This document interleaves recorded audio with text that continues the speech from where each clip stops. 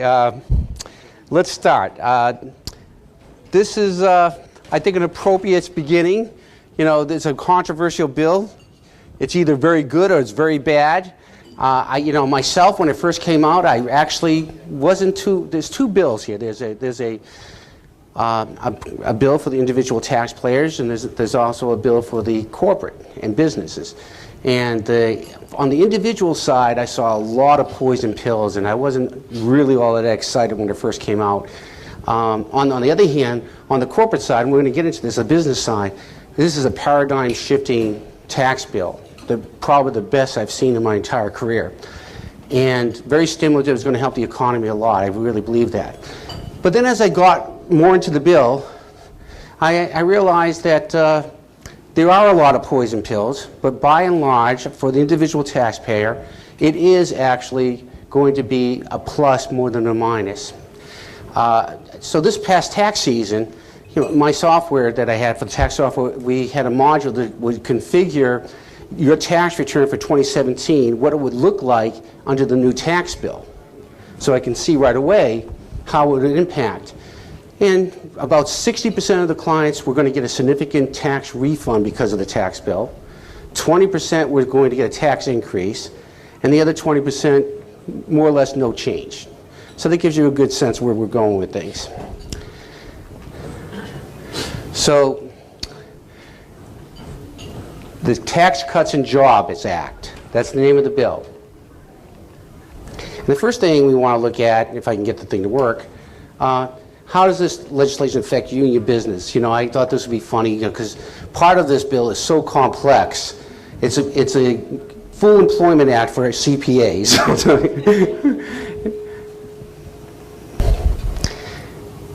We'll start with the individual tax changes. The first thing you need to know, all right, we have two new tax brackets, but generally by and large, everybody's tax rates are going down by roughly 3%. That's significant. So if you have $100,000 taxable income, you're going to get $3,000 back just because your tax rate went down, not to mention the other things that are happening. As you can see, there's the tax brackets right there. They changed dramatically. I don't want to spend a lot of our time going through these kind of details. You have them in the handout. You can see where you're going to be. The top tax bracket dropped down from 39.6 to 37%. That is significant. There's an increased standard deduction. This is very important.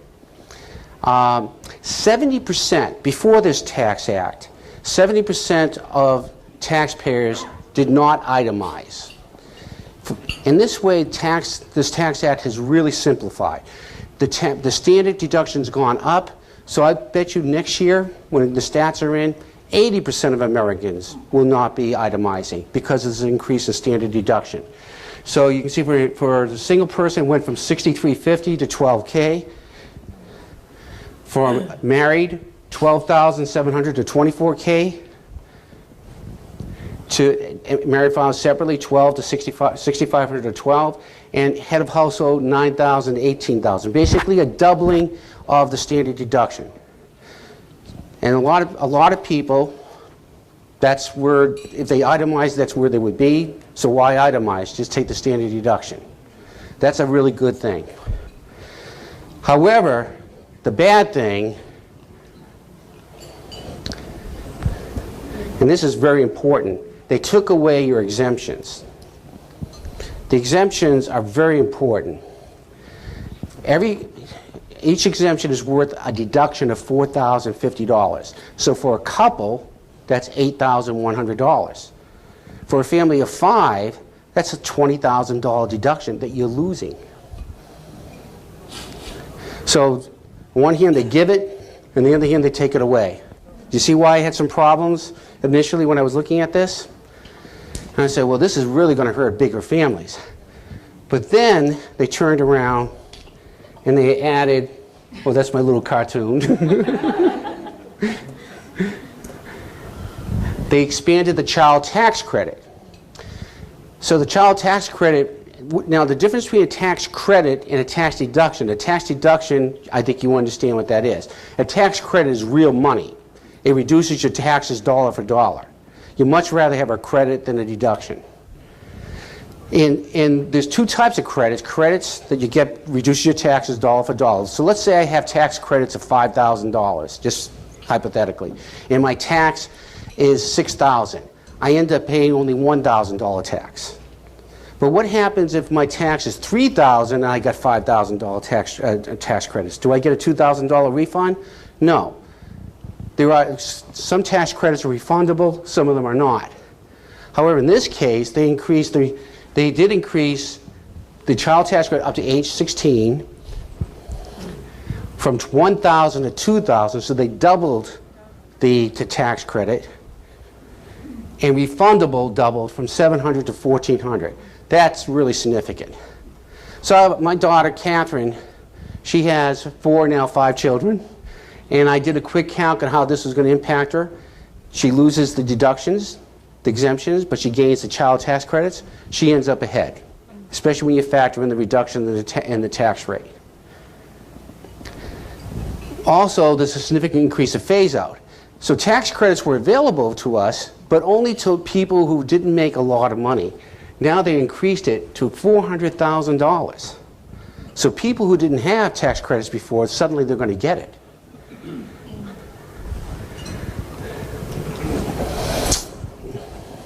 The education credits remain. That was a big debate in Congress, whether you keep the education credits. And the education credits amount to $2,500. So if you have a child going to college, you get they're more than half time. For the IRS, that means they take at least 9 units a year, which is pretty easy. Then you can claim a $2,500 credit against your tax. And the student loan deduction remains. The marriage penalties are eliminated. We look at those charts. It used to be if I was married, my wife and I was making $100,000 as a couple, and I was two single people living together, and I made $100,000 as a couple. The two single people living together would pay less taxes than the married couple that was making $100,000, which doesn't make sense. And so they got rid of that. That's called the marriage penalty. Okay, itemized deductions, changes. This is important. First of all, medical. The AGI threshold was reduced to 7.5%. What does that mean?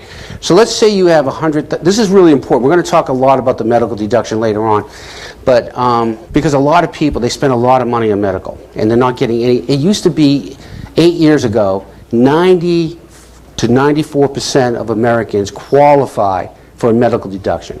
After the massive changes they did in Congress, it got dropped down to 5% of Americans qualified. So huge differences, and we need to do something about that, because what's happened in the last 8 years with medical costs? They've gone way up, right?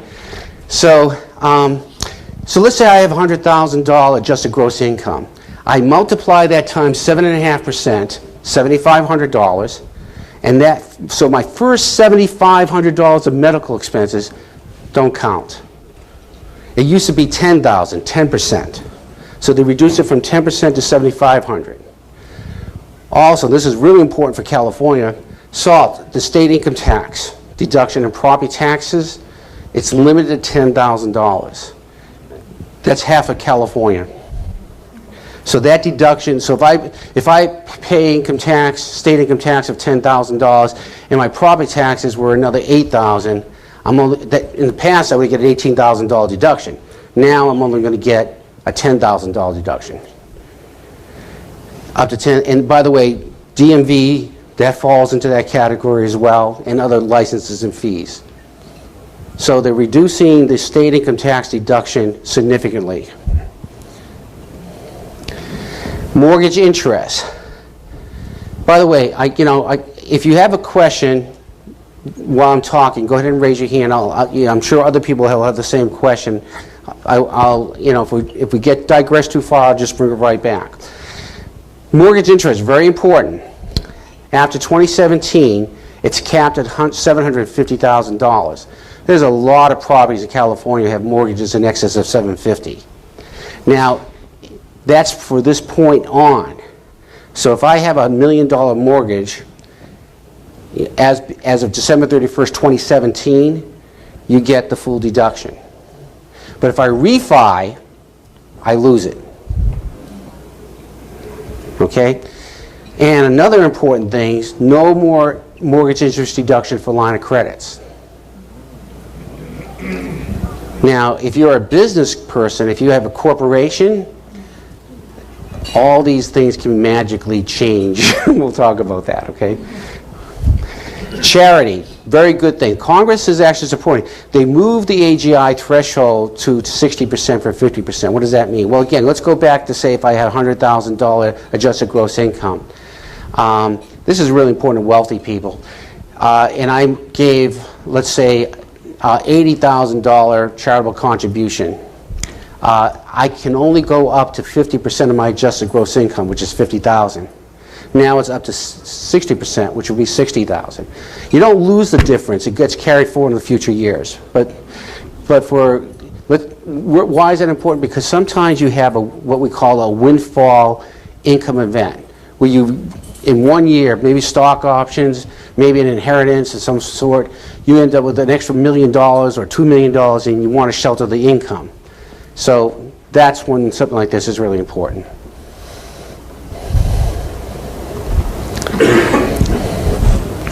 All right, now some bad news. The disappearing deductions. Well, first of all, this is a good thing. The elimination of the P's limitation. So under the old rule, if you itemized, you had itemized deductions, and you made a lot of money by the IRS, that means $120,000 or more, they start phasing out your itemized deductions. So eventually you end up with zero. So that is disappeared. There's no more limits. So the itemized deductions they're allowing you get to keep no matter what your income level is. Casualty losses. For reasons that baffle me, Congress has decided that taxpayers can no longer take a deduction for casualty losses. You get in a car accident, your car gets totaled, tough luck.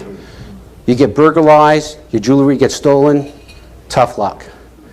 So no more casualty losses. Bad debt, you have lent some money to your aunt or your nephew and they didn't pay you back, it's too bad, you can't take it. What about an unscrupulous contractor? No. If it's it depends. I hesitated because it depends. Let's say I have an unscrupulous contractor. Oh, the question was, what about an unscrupulous contractor? That's a very good question. If the unscrupulous contractor was working in your home, your residence, you got a lawsuit, but you don't get a tax deduction. If the unscrupulous contractor was working in your rental property and you're in a corporation, you'll be able to take that deduction.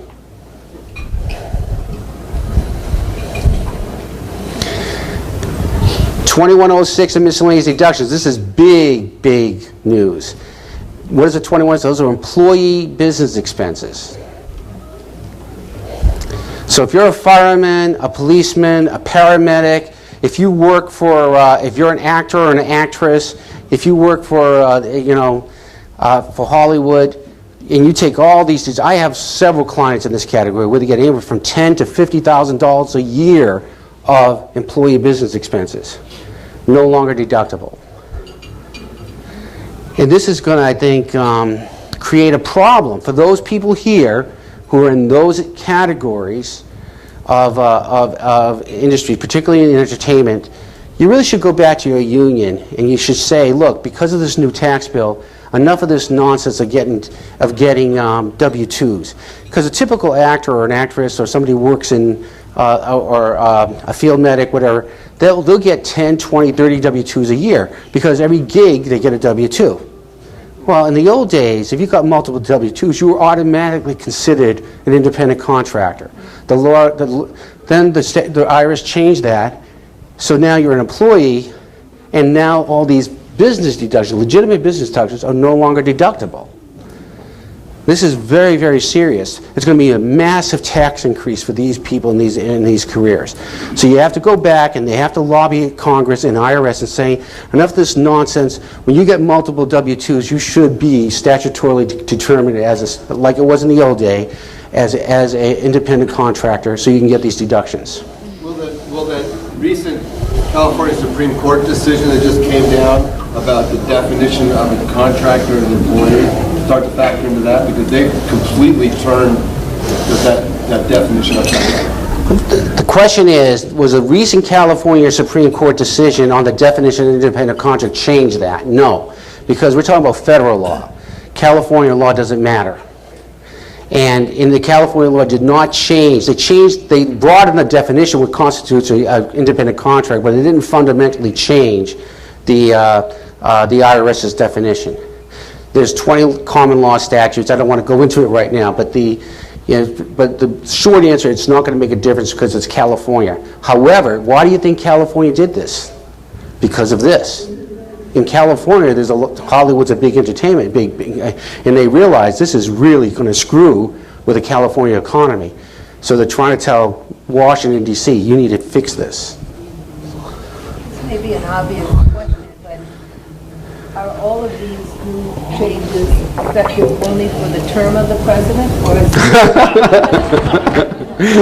That's a good question. The question is, are all these changes just good for the term of the president? That's actually a very good question. Almost all of these changes expire on 2025. So that's going to be a big election issue in 2024. And some of these things don't even start until 2019. But most of them started January 1st of this year. Okay?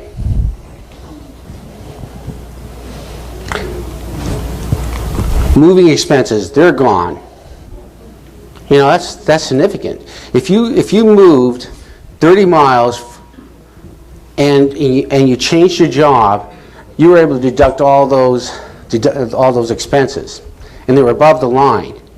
That's a significant deduction for a lot of people. I do it every year. That disappears. This one hits home for me. Employer subsidized parking. As you know, we have parking, right? And I pay for my employees. They don't know this yet, but I have to add it to their W-2. No longer can I subsidize their parking for free. Congress wants me to put it on their W-2 and pay taxes. Isn't that crazy? I mean, a small little thing like that. What? Mortgage insurance premiums. Mortgage insurance premiums are a bad idea anyway, but now it's especially bad. At least in the past, you got a tax deduction up for it. Okay, as of today, it's extended through December of last year, but not for 2018 and forward. So if you have mortgage insurance premiums, get rid of it if you can. If you can prove that you have a 10 to 20% equity in your position in your house, they have to remove it. And the way home prices are going up right now, you most likely do for most of you. This is another one that's a big deal. In the past, if you got divorced and you're receiving alimony, the alimony becomes income to the spouse and a deduction to the and a tax deduction to the spouse who pays it. Starting this year, that all disappears. Now, if you got a quadro before December 31st, 2017, you are grandfathered in, you're under the old rules. I just had a client just hand me a quadro that was signed on December 26th. I just got in under the wire. You know, so, but if you do one on January 1st, that's a massive tax increase. This is, you know, it's going to be significant on the calculation of alimony, I'm sure, too.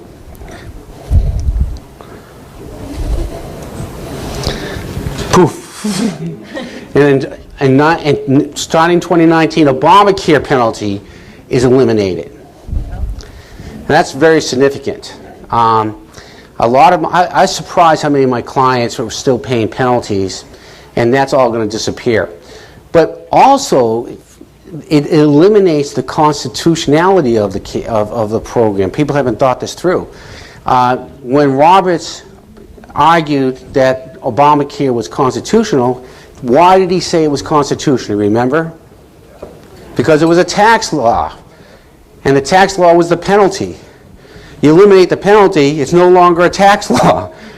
And you can't, in Congress, the government can't mandate that taxpayers have to pay for a consumer product. That's the issue here. So it's already going before the Supreme Court because of this. There's like 7 or 8 states who have already brought it up before the Supreme Court saying that Obamacare is unconstitutional now that the penalty is eliminated. And I think there's a high likelihood it's going to be repealed by the courts. Any questions?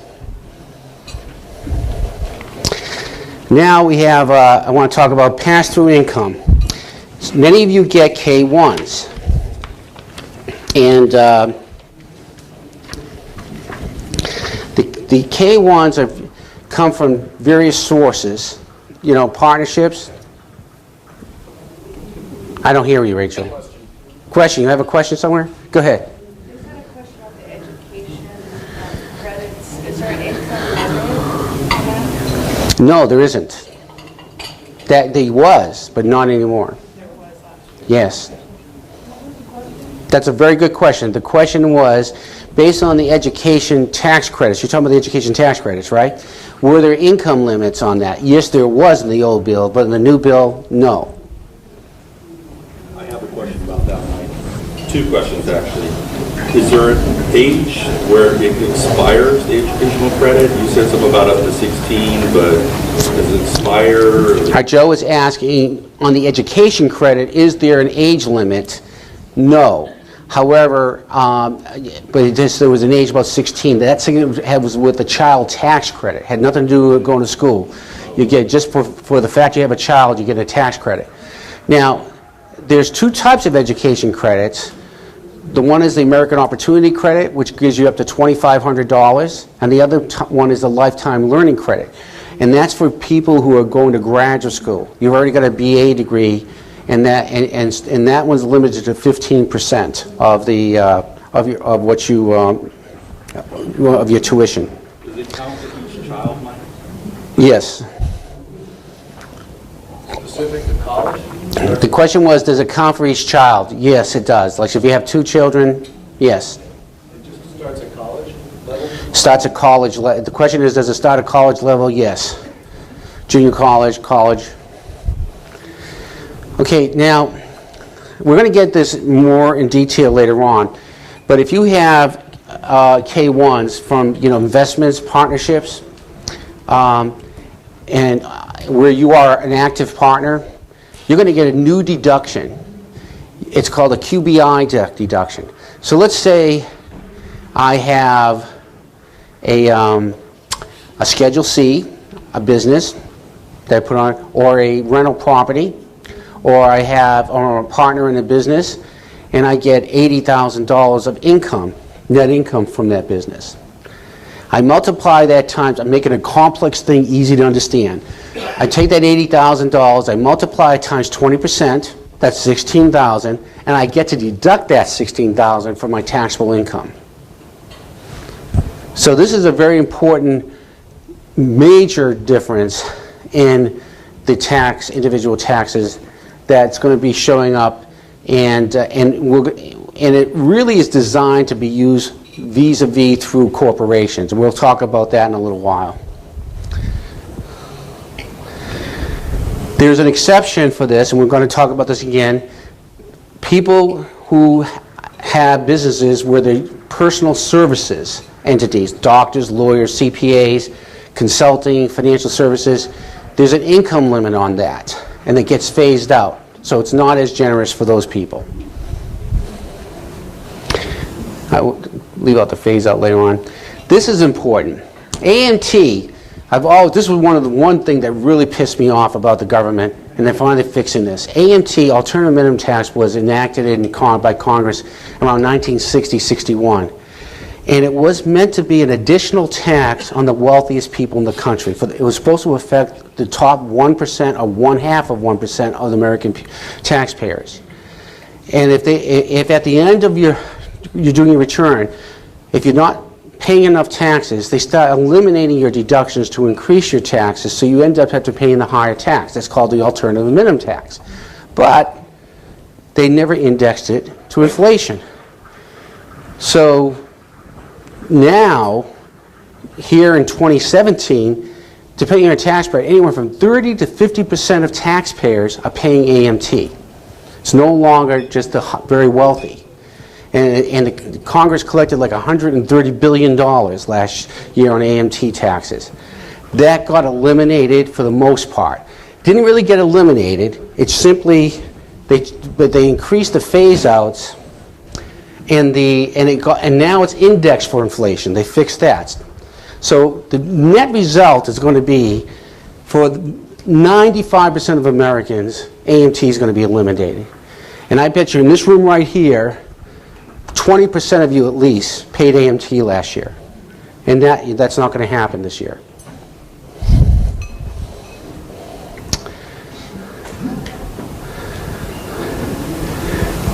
Other significant changes. This is important. The CPI, Consumer Price Index, is now changed to a chain CPI. What does that mean? It means it lowers the CPI. Now, why would Congress enact a law that lowers the Consumer Price Index? Can you think of a reason why they would want to do that? What kind of things are tied by law to CPI? Huh? Social Security. Inflation goes up, what happens? Cost of living goes up, what happens to Social Security payments? They go up. Welfare payments. Also, CPI directly interacts with the Federal Reserve Board. And if they see that the CPI is going up, that means they're going to increase interest rates.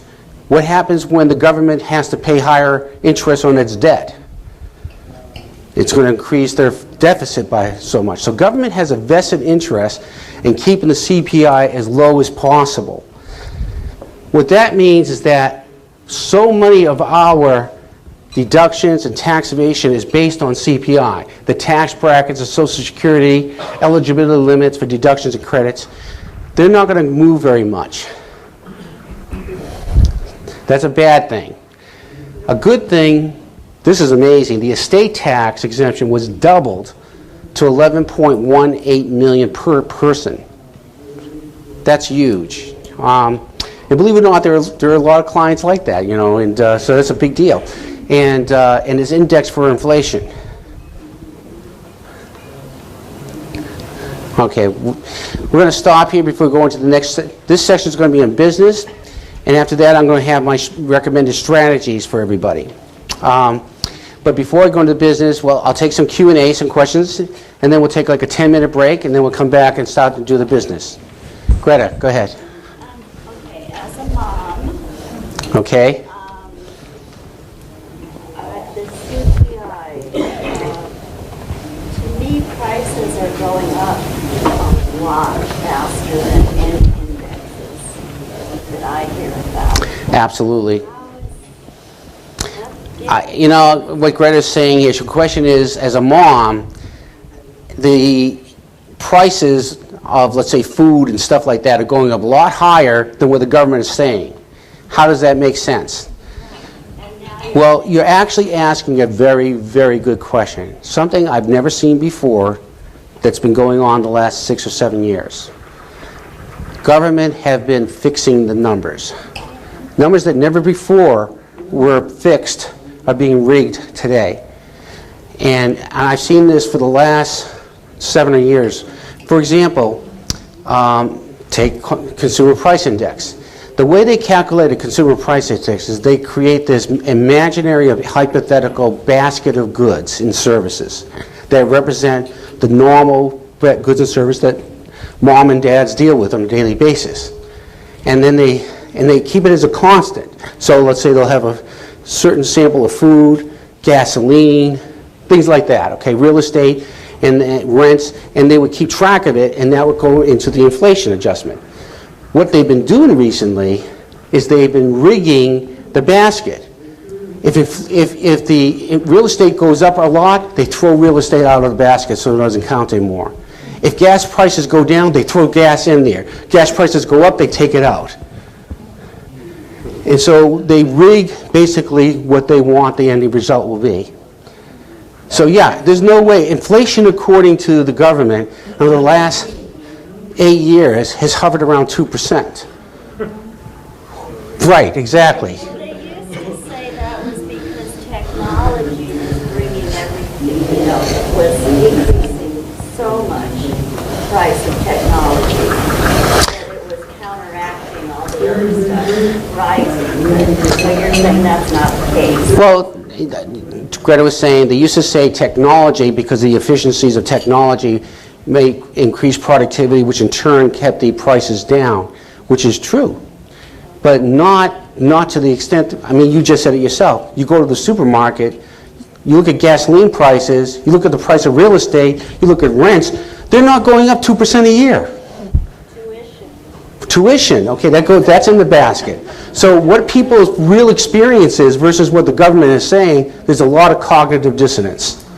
And this is just one example. Everything is being rigged right now. You have to look at every single thing the government says almost now with a grain of salt and try to get into the weeds. How did you calculate this? Take unemployment. Unemployment is basically the fraction where the numerator is the number of people seeking employment versus the number of, over the number of people that have jobs. Well, what we saw, and it just amazed me, you would see that new job creation, in our society with a population of 320 million people, you have to create. Before Obama, the rule was you had to create 250,000 jobs per month just to keep even. Well, Obama averaged around 80,000 per month, and yet unemployment plummeted. How did that happen? Well, they did three things. First, they changed the numerator. These people, these 200,000 or 300,000 people that were looking for jobs, we're going to say they're no longer looking for jobs anymore. Just arbitrarily say that. The second thing they did is, this person got a job working 5 hours a week. Well, now he's not unemployed anymore. It's things like that. So just be aware that's the world we live in today. Any other questions? So just to finish, I'm sorry, and then I'll stop. So the change CPI is going to make that even more? Yes, because change CPI, what it does, it changes it to the past. So it won't allow it to go up more than, so the big peaks and valleys kind of like eliminated. The net impact, it lowers, historically, it lowers the CPI by 20 to 30%. Discussion about, because of the limitation on state and local tax deductions, some of the states like California and New York are discussing possibly offsetting that by setting up charitable foundations which can contribute to the foundation, taking the charitable deductions. That's a very good question. Tom was asking, he says, California has tried to bypass the elimination of the state income tax deduction by setting up these charitable foundations. It's pretty clever when you think about it. Charitable foundations, and who's the charitable beneficiary? The state government. So you pay taxes into the foundation, and that becomes a charitable deduction now, not a state income tax deduction. You got to give them credit for trying. And this question is it gaining traction? No, because imagine if it did. Then you can set that foundation for anything, and it would eliminate, it would totally undermine the intent of Congress. But I hope it. Who knows? We can always hope, right? Any other questions? Sure. Mortgage interest reduction in cap is $750. Yeah. You said if it's $1 million goes away, you get Up to 750 or at 8? Yes, up to, the question is, does the mortgage interest deduction disappear or does it have, no, it doesn't disappear. You can only take a mortgage interest deduction on the first $750,000 of mortgage. Mortgage that was used to purchase or improve your residence. So let's say I have a $500,000 mortgage and a $200,000 line of credit, and I got that $200,000 line of credit from consolidating my credit cards, and then I refi to a $700,000 mortgage. I'm still not allowed, how the IRS is going to track this, nobody knows, but technically I'm not allowed to let you take more than $500,000. Yes? Well, but they didn't change the net investment interest. Net investment income tax. The question that Tom says, there's a surtax for people very wealthy. By that IRS definition, for a married couple, that's $450,000. For a single person, it's $200,000. That on your interest income and dividend income and capital gains income, there's an extra 3%, and for partnership income, there's a 3% additional tax added onto that. That did not go away. But it does change on the partnership side. We'll get into that later on. Any other questions? Good questions, by the way. Joe? To clarify my earlier question, I didn't ask it quite correctly. It was about the child tax credit. Does that have an age that it expires at? Does the child tax credit have an age that it expires at? Yes. Once they reach age 17, you no longer can have it. What are the parameters or limitations on the student loan interest? The question is, what are the limitations on the student loan interest? You know, to be honest, what I read, they didn't change it, which means that the same limitations that were there in the past will be there now. In the past, student loan interest deductions got phased out once you reach a certain income limit. And I suppose that's still there. Yes? Can you explain what the lifetime education credit is, like for grad school and things? Explain what that is exactly. Lifetime learning credit. The question is, what is the lifetime learning credit? So the American Opportunity Credit is for students who are from freshman to senior in college. If you get postgraduate, and you get a credit up to $2,500. If you go to graduate school, you're allowed a 15% credit up to a maximum, I think, of $750. So it's not as generous as the American Opportunity Credit. Credit, not deduction, right? Well, the truth of the matter is, you go to graduate school, you talk to your CPA, you make sure you get it as an education deduction like through, if you have a corporation. This is, again, a good example where a corporation can make a big difference. Any other questions? Okay, so let's take, it's 7 o'clock. Let's take a 5-minute break, and then we'll start on the business and then go to strategic recommendations, okay?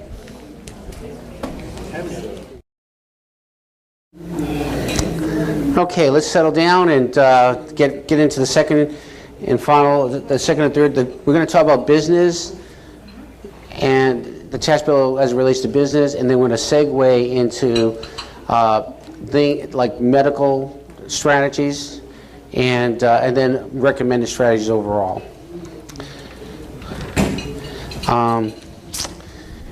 Jim asked me a question. I said ask her whenever he gets back. I think everybody should hear this question. He asked me about that $750,000 mortgage interest, and if you have other properties, does it impact that and so forth. And it's a very good question because a lot of you do have multiple properties. So first of all, remember, this is for if you have $1 million mortgage on your personal residence right now, and you had it before January 1st of 2018, you're protected. It's grandfathered in. It's any new mortgages, which includes refinances. That same limitation doesn't exist on rental properties. That's considered business property. It's only on personal residences. Now we're going to the business bill. Now this is where we have the most dramatic changes. I think it's, as I said before, a paradigm shift, and you're going to see why in a short period, and it's going to have a major impact on the economy and on the stock market. All C Corps, remember there's two kinds of corporations, C Corps and S Corps. C Corps, including personal service corporations, the tax rates are reduced to a flat 21% rate from 35%. For most corporations, this is a major, major financial windfall. Yes, Jim. It's effective. The question is it effective this year? Yes, it is. In fact, it's actually effective. There's a pro rata. It's effective the fourth quarter 2017 moving forward. All right. Yes, John. Well, we'll get to that. Okay. But you know, like, if you're going to be paying $1 million in taxes, corporate taxes, suddenly you're going to be paying like maybe $150,000 or $200,000 in taxes. What do you think is going to happen? They're going to take that $800,000 and do one of three things. They're going to put it back into the business, hire more people, buy more equipment. They're going to issue a dividend if it's a Fortune 500 corporation to the shareholders, or they're going to buy back their own stock. Why would they buy back their own stock? Because their stock value is going to skyrocket because of this. So they want to basically make money on that, so they're going to buy back their own stocks. And they've already done surveys of the Fortune 500 corporations, what they're going to do. And that's exactly what, you know, like 60% of it's going to go buy back the other stock, 20% invest back into the company, the other 20% is going to be a dividend distribution. But this is going to have the impact of massively have a ripple effect on the economy. And you're going to start seeing it around the fourth quarter of this year. Because what happens around the fourth quarter of this year? The earnings reports will be coming out. And everybody's earnings reports are going to look really, really good. I mean, I'm on the board of a bank. And we've already projected a significant increase in our taxable income because our taxes are going to go down. That's going to look good at the shareholders meeting next year.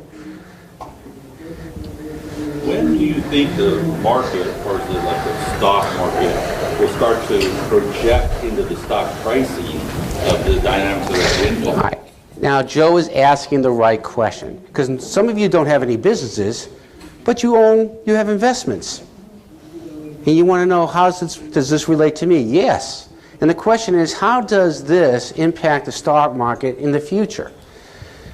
Well, stocks basically, primarily, there's many metrics you look at, but one of the primary metrics you look at is the PE ratio.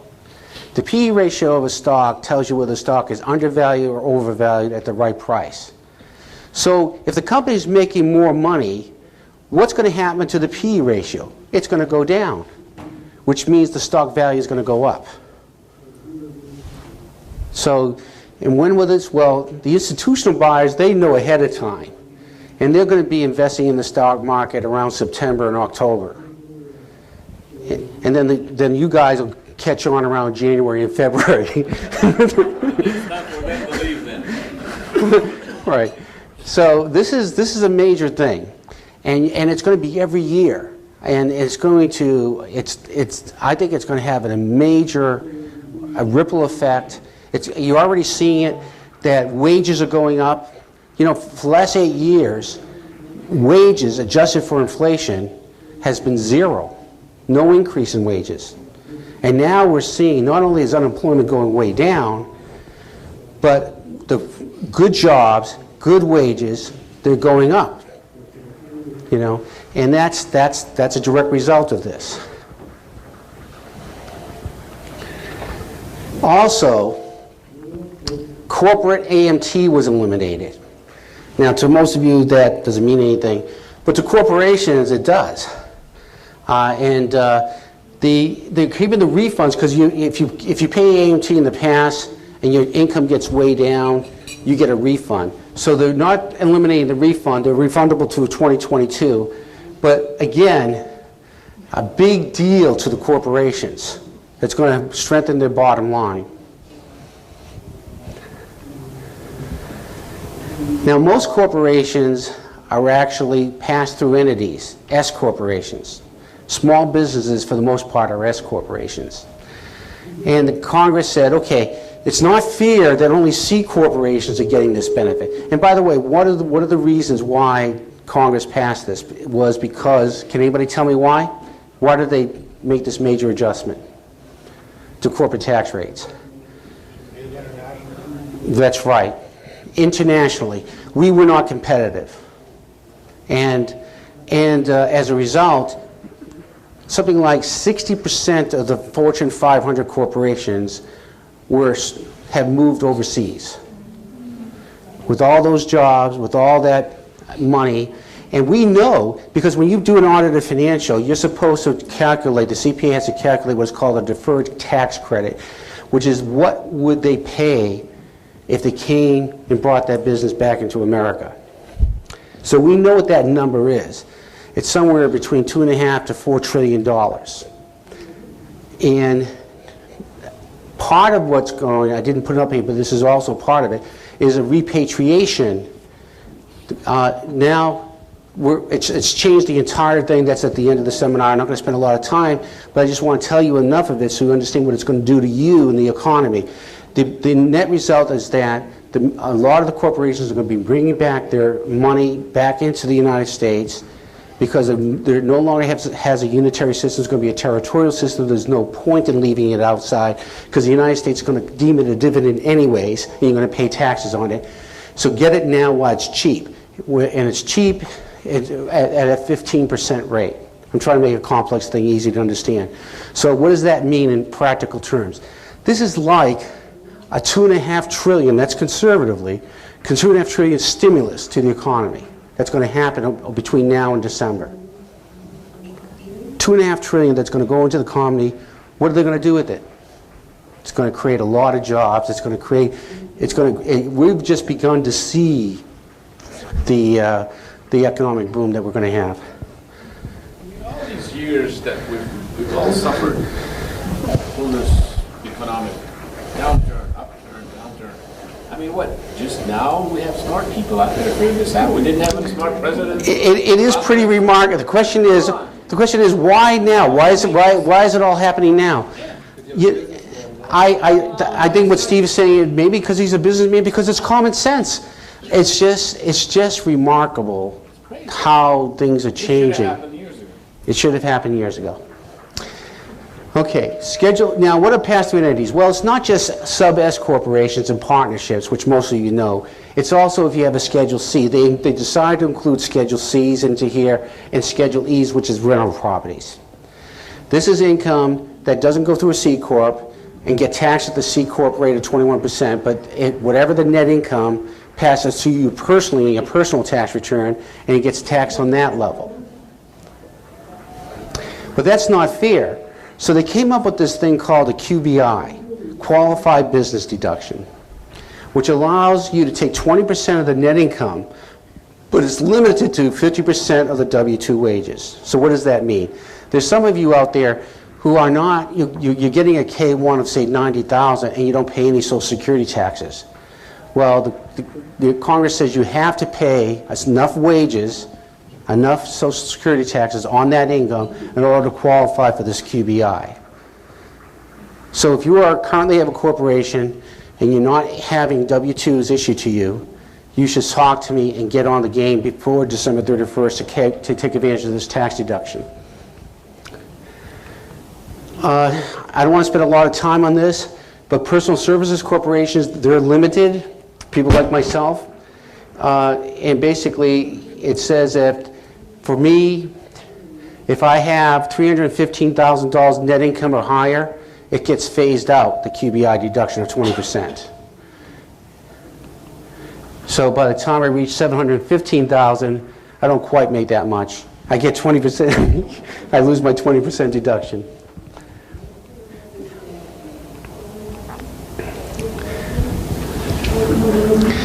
Now, other significant changes, both on a personal and a business level. Section 179 was raised to $1 million and indexed for inflation. What is Section 179? That's a special depreciation deduction. I go out and I buy, let's say, some piece of equipment, and it cost me $10,000. In the past, you had to depreciate it over a lifetime. Now, under Section 179, you can write it all off up front, but it was capped at $250,000 a year, then went to $500,000, and now it's $1 million, and then indexed for inflation for future years. That's a huge, huge, huge thing for the economy. Because if I, as a businessman, know that I spend $1 million on equipment, and I'm going to get $1 million write-off, after tax, that's only costing me maybe $500,000. I'm going to do that. And when I buy that $1 million equipment, think of all the jobs that creates.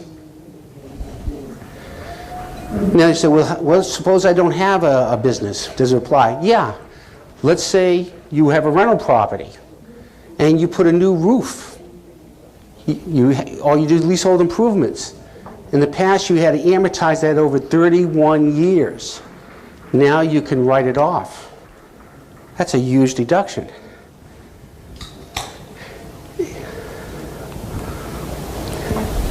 And then they threw another thing. Starting something called qualifying business assets. Starting September 27th of last year through December 31st, 22, a whole host of assets you'll be able to write off 100% without referencing the Section 179. So I remember when I came out of college in 1981 and got my first job in the CPA firm. Ronald Reagan was president, and he passed the Economic Recovery and Tax Act. And we were in a deep recession then. And one of the things he did in this economic, he introduced this thing called the investment tax credit, saying that for the first $10,000 of new equipment you buy, you get a $10,000 tax credit. Well, what do you think happened? Everybody went out and bought things so they can get that $10,000 tax credit, and that just rocketed. Unemployment was 14% of the time. It brought it down. It started the whole Reagan boom. This has a similar impact. Increased luxury auto deductions. This is significant because everybody has a car. Whether you have a rental property, a Schedule C operation, a partnership, you want to take your car as a deduction. But over the years, Congress has limited the tax benefits of that deduction to make it almost, we get a maximum deduction of $4,000 a year, which is, if you buy a $50,000 car, that's ridiculous. So they increased the luxury auto deductions to $10,000 for year one, but they also give you a bonus depreciation on top of that. So if I have a $30,000 vehicle, I'm going to be able to write off $25,000 in the first year. And the depreciation lifetime limits have been shortened. Now, they haven't published the actual schedules, but I know, for example, on some real estate, which is now commercial real estate is 39.5 years lifetime. They're going to reduce it down to 15 years for some of them. That's huge. Yeah. Auto deduction, is that effective on the existing cars we have? Yes, on new ones, the new ones that you're in service. New ones that you're going to buy? Right. The question was, does the auto deduction go retroactive? No, it's for any future purchases. Does it have to be a new car, or does it apply to used cars, or how does that differ? Very good question. The question is, does this apply to new cars, or can you buy a used car? Well, it applies for the additional bonus depreciation. It applies to new cars, but for the 10,000, it's used cars, but then it's also a qualifying asset, so you can get it right off 100% under that rule. Yes? You got to pay tax on the gain, right? So if I bought a car for $50,000 and I write off for a $50,000 deduction and I get a tax benefit, and then next year I sell it for $10,000, I got to pay taxes on a $10,000 gain. But then that qualifies for the QBI deduction. So it works in so many ways. Yes, lease cars, almost all lease cars, the question is, does that apply to lease cars as well? By definition, almost all lease cars have a residual value where you can take ownership of the car if you chose. So for tax purposes, I can treat any lease as a capital lease as if you purchased it and apply those tax rules to it. Yeah, John? All kinds, any kind of equipment you can think of qualifies. It's on there. Anything that will furniture and stuff like that will qualify for that. Believe it or not, I don't know why they threw this up, but roofing, if you put a new roof, it qualifies for that. Yeah. It's supposed to get people to spend a lot of money in the next 2 or 3 years. The question was, why is it sunsetting in 2022? And the answer is because the government wants you to spend the money now, not later. Yes, Jim? Is there a limit on how many cars you buy per year? There's no limit. The question is there a limit on how many cars you buy per year? Well, you know, you can't call yourself a car dealer, Jim. You know, you have to establish the business purpose for all the cars, right? I buy 5 cars. You got to establish the business purpose. It's going to be tough. You got to talk to your CPA about that. Where is he? All right. The next thing that's bad is NOLs, net operating losses. In the past, you had a net operating loss. You were allowed to carry back that loss 3 years and move it forward. And that's really good because let's say I had a great year, and this happens a lot, quite a bit. I had a great year, paid a lot of taxes, and then 3 years down the road, I have a terrible year and I have a loss. And so I take that loss, I apply it back to the year that I made a lot of money, and I get back that money I paid. That has been eliminated. All NOLs from this point on only carry forward, and then only 80% of it. But the good thing is carry forwards were limited to 10 to 15 years depending upon the characterization. Now they're indefinite. They can last forever. Which is, well, so if I have a carry forward loss in my corporation and I'm getting old and retiring and I want to sell my business, that has a value, an economic tax benefit for the person that wants to buy that corporation. You see, so that's not a small thing.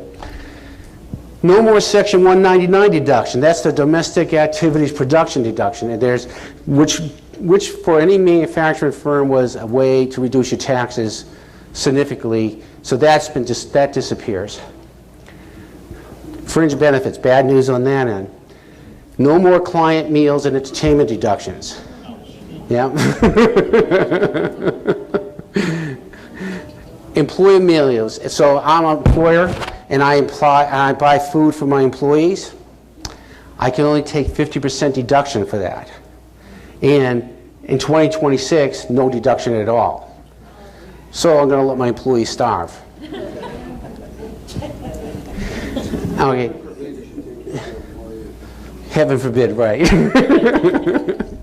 No employee exclusion for reimbursed moving expenses.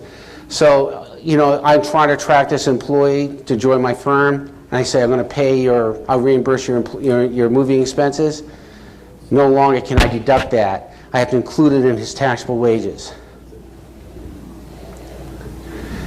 And I already talked about the employer payment of parking no longer deductible, also included in the taxable wages.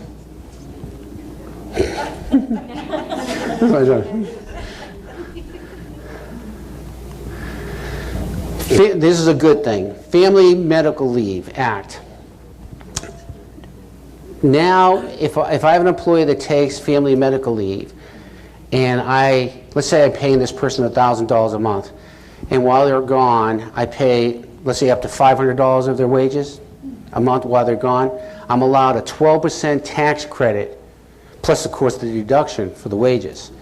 So that $500 a month is really only costing maybe $200 a month. And if I pay 100% of the wages, I get a 25% tax credit. So that is really good. I think a lot of small businesses who can't afford to do family and medical leave can now under this new rule. Okay, I'll take a few minutes for questions before I go into the strategies, and we'll close with the strategy. Any questions? Yeah, Harry. Are you using an example like an actor or actresses can't take employee? Say again? They couldn't get any employee induction? Harry is bringing up the question again of people who are actors and actresses, set medics, things like that. They no longer can take a tax deduction on their return. So it's very important for those people to get 1099s in order to get those deductions. What if they incorporate themselves? If they incorporate themselves, that's one of my recommended strategies. That's right. All right, any other questions? Yes, Tom. I put two sections of your presentation together, the individual one, the corporate. Because I get employer paid parking downtown, LA. If they don't deduct it, then they don't have to put it on my W-2. But if they do, Yeah, they can choose not to take a tax deduction for it, but that's you know, a big deal, okay? The question is, can the employer choose not to put it on the W-2 and simply not take the tax deduction? Yeah, the IRS is very happy with that. Okay, any other question? You mentioned only incorporate, so are these items for that assuming not incorporated? Yes and no. The question is, the strategies I'm going to be recommending, what I talked before, only applies to corporations? No, they don't always apply to corporations. Several of the things I'm talking about can be done outside of a corporation. You just need to talk to me and to customize it and see what works and what doesn't. Okay? Any questions? Going back to meals and entertainment, I give seminars like this and provide meals. Or well, not meals, but... Right. Is that still going to be able to be written on? That's a very good question. Letha was asking me if you know, she does insurance, medical insurance, and she gives seminars, and does she have to, can she deduct all this, like right now, all the stuff I'm paying right now, do I get a deduction for that? Under the current rules, only a 50% deduction. You know, but we got to find a way around that. So you don't have to pitch in next time. That's right. So you go to the hotel and say, okay, how much is this all going to cost me? $4,000? Okay, I want you to say $10 for the food and $3,990 for the room.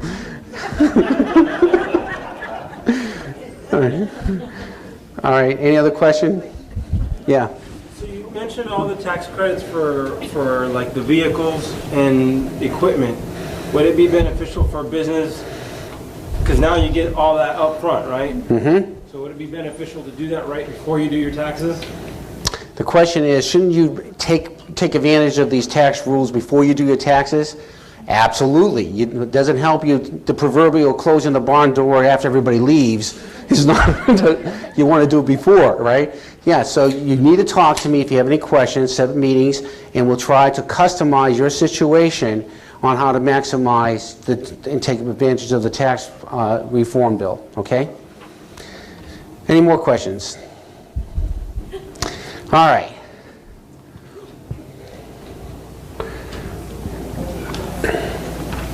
Incorporate, to be or not to be a corporation. All right, now, the cons.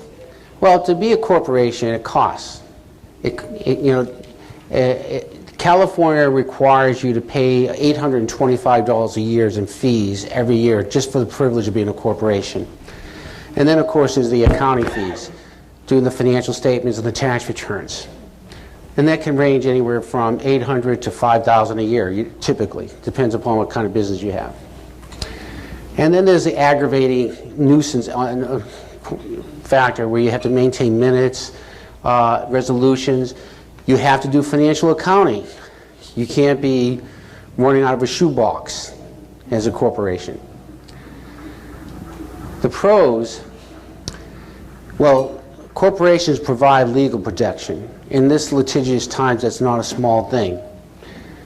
It also is much less likely to be audited.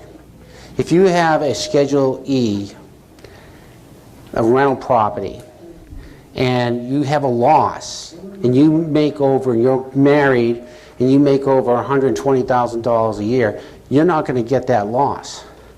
In a corporation, under Code Section 469, there's strategies to get that tax benefit. And it's legal. The IRS will audit the Schedule E and disallow it. The IRS will audit the Schedule C. The records, it's about 10 to 12% of Schedule C files get audited every year. Less than 2% of corporations get audited every year. You can legally take legitimately more deductions as a corporation than you can as a non-corporate entity. And I can go over that individually, each one of you. But typically it's anywhere from at least $5,000 to typically as much as $20,000 or more deductions. It can limit your self-employment tax. Cut it in half, as a matter of fact, typically. And the Tax Reform Act is designed for corporations. It's a great platform for other business and tax strategies like pensions and cafeteria plans, which we're going to go into a little later. So I have a handout there called Cafeteria Plans. Turn to it.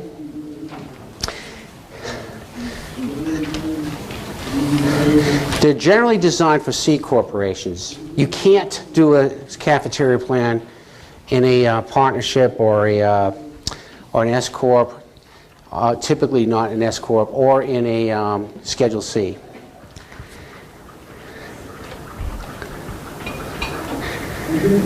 This is very complex, and we could spend an hour talking about that. I don't want to do that. I'm just trying to hit the highlights. But the concept is that you can get a whole bunch of fringe benefits that you already pay for in your annual budget and get it in pre-tax dollars, including payroll taxes. That means self-employment taxes.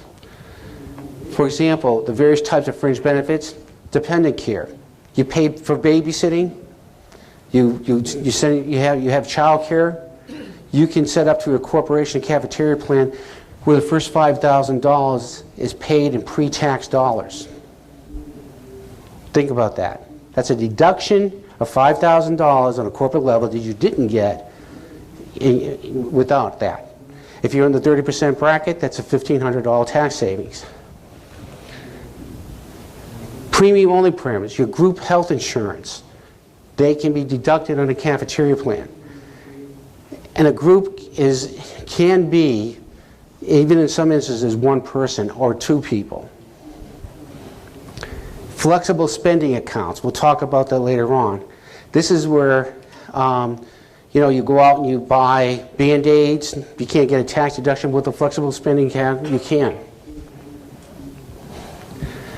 Here's some other things. On a flexible spending account, I just threw some of the things there: out-of-pocket medical, elder care, babysitting, nanny, day camps, payment processing fees on your little iPhones, preschool, dental, visual, eyeglasses, LASIK, over-the-counter reading glasses, sales tax on items purchased under FSA.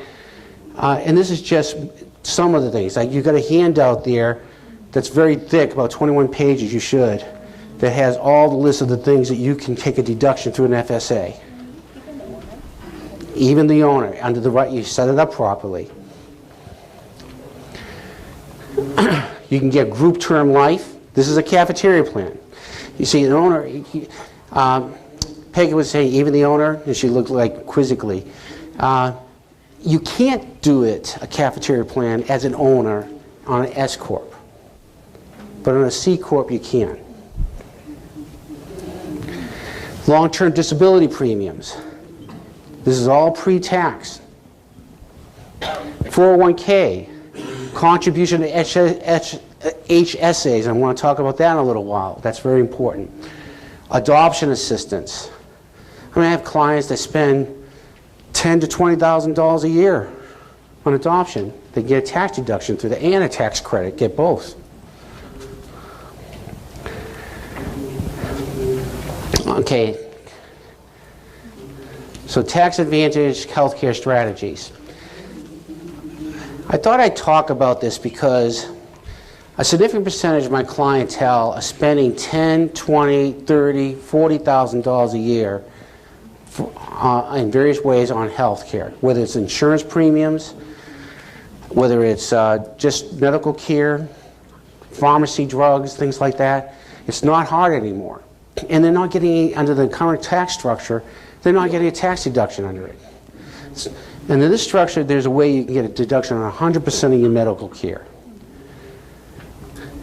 An HSA can be set up either through the employer, through the cafeteria plan, or you can do it individually without a corporation or anything like that. In order to qualify for an HSA, you have to have a high deductible plan. And so what is the concept of a high deductible plan?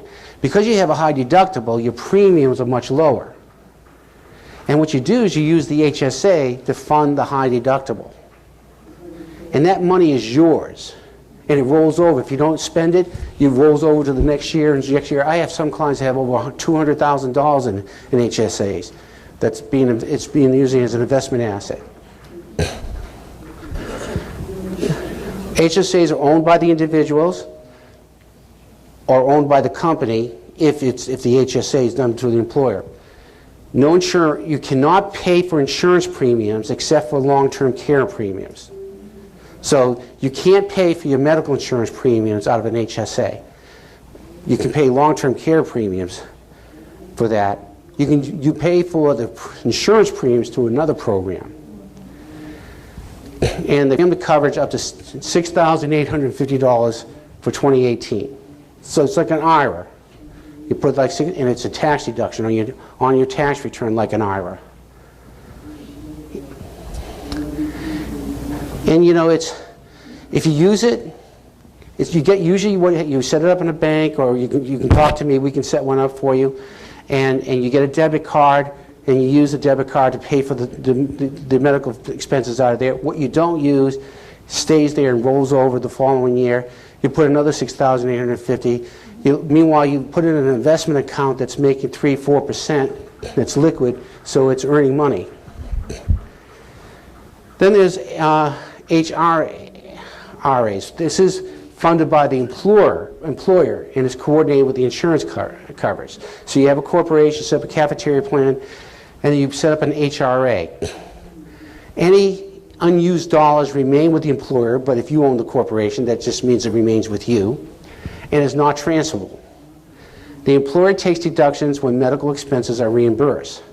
So you put a certain amount of money into the HRA, you go out and you basically have medical expense deductions, you submit the bill to the company, and they reimburse you, and it's a tax deduction to the company.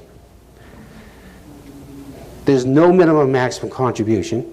So if you know you're going to be spending a lot of money for some medical procedure, you fund the corporation with it, you pay it out of the corporation 100% deductible.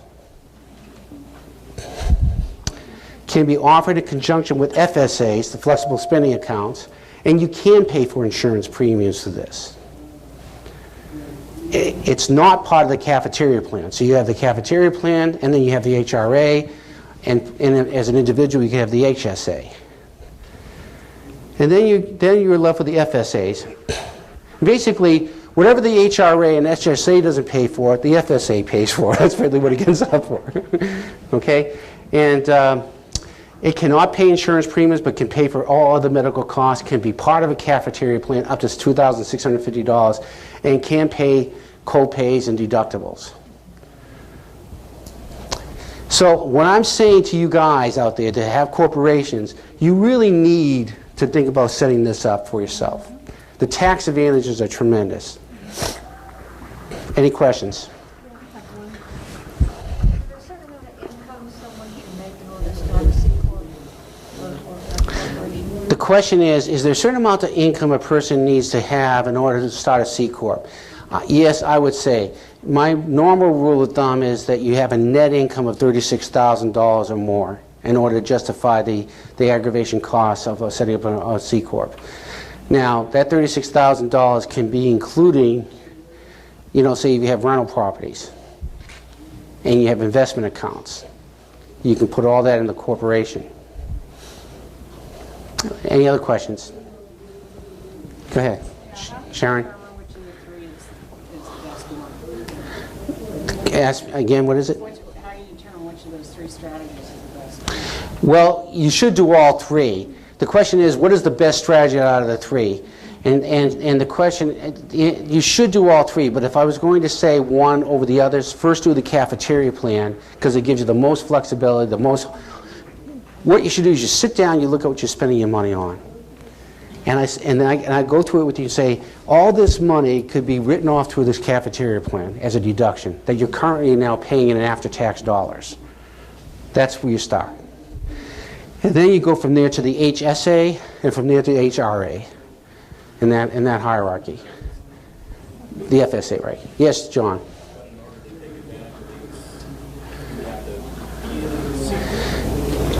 By and large, yes.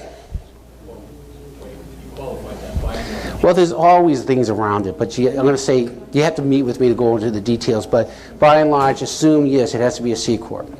So yes, should I become a C Corp? And yes, the answer, I'm going to tell you the answer, okay?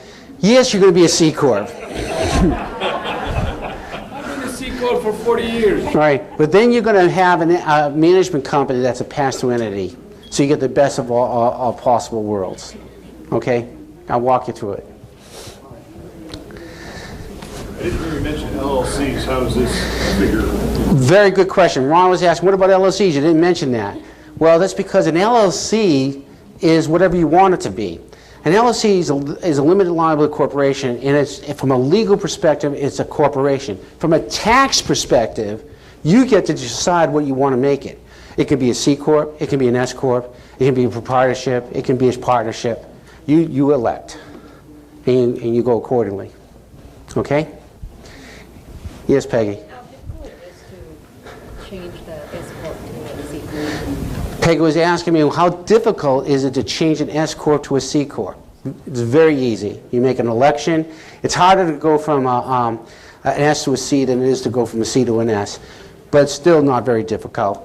But once you do it, you have to be that way for 3 years before you make another change.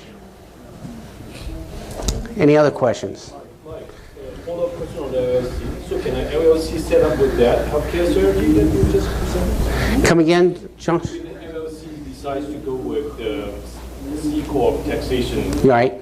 can the entity be set up for, with the... Yes, yes, it can. Okay, only with the C Corp taxation. Right, right. There is no expiration on the corporate side of this bill, is that correct? No, they all expire on 2026, 2025. Corporate and Yes, okay. All right, let's see here.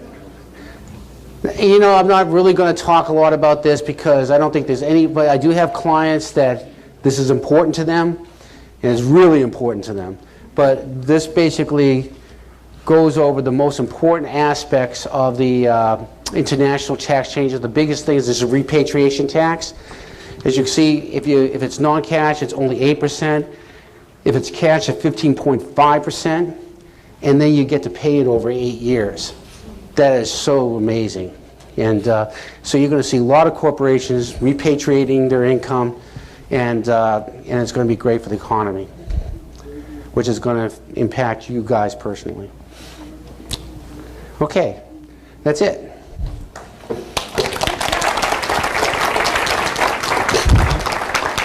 Any other questions? So it's 7:45. Have a heavy lecture there. You got it all. You got all the handouts. You need to, if you need, to talk to me about it, set up an appointment and to meet with me, and we'll try to customize for you. All right. Some of you I know, for example, you're actually thinking, should I be a corporation? You need to go to your employer. If your employer will allow you to move from W-2 to a personal service contractor, be a corporation, you definitely want to do that. Yes? You mentioned financial statements are required by C Corp. So are these quarterly financial statements, or should we have to meet with you 4 times a year instead of once a year? Say again? For financial statements you mentioned for C Corp. Oh, good question. The question is, what are the requirements for financial statements? Well, I told you before that corporations aren't audited that much. You know why? Because you're required to have a good set of records. You have to have a financial accounting being done, and the experience the IRS is it doesn't pay to audit them. You know, you have a balance sheet, statement of cash flows, income statement. It ties together. So depending on the size of the corporation, I break down my corporate clients into 4 categories, A, B, C, D, based on how complex or how much money they generate. And that determines how often we do the corporate financials. Well, some of them do monthly, some we do quarterly, sometimes we do it once a year. Okay?